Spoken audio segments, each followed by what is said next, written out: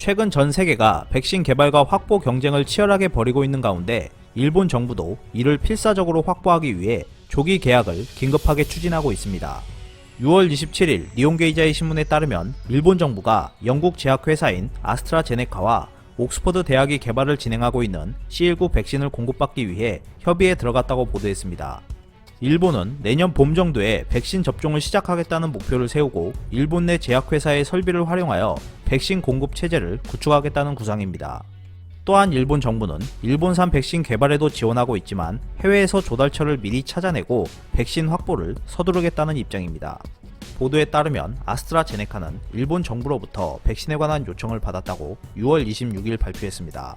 스가 요시히데 관방장관도 이날 기자회견에서 국내에서 필요한 백신을 확보하기 위해 제대로 대처해 나갈 것이라고 강조하며 이 같은 내용은 사실이라고 인정했습니다.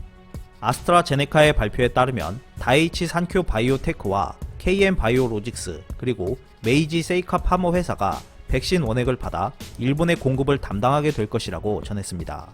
일본 정부는 다음 주인 6월 29일 이후에도 국가안보국과 외무성, 후생노동성, 경제산업성 등이 백신 확보 방안을 협의할 예정이라고 밝혔습니다.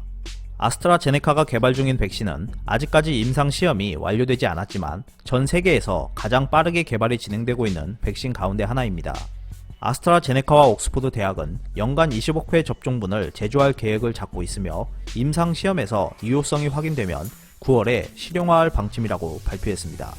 최근 유럽 국가들 사이에서 이미 4억 명분이나 계약됐을 정도로 인기가 높은 이 백신은 바이러스 벡터 백신이라고 불리는 신기술을 활용했고 C19가 체내에 침입했을 때 신속하게 제거하고 감염을 예방하도록 설계된 것으로 알려졌습니다.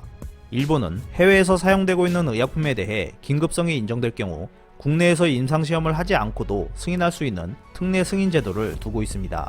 이에 따라 일본은 아스트라제네카의 백신에도 같은 조건을 적용하고 물량 확보에 치중할 것으로 보입니다.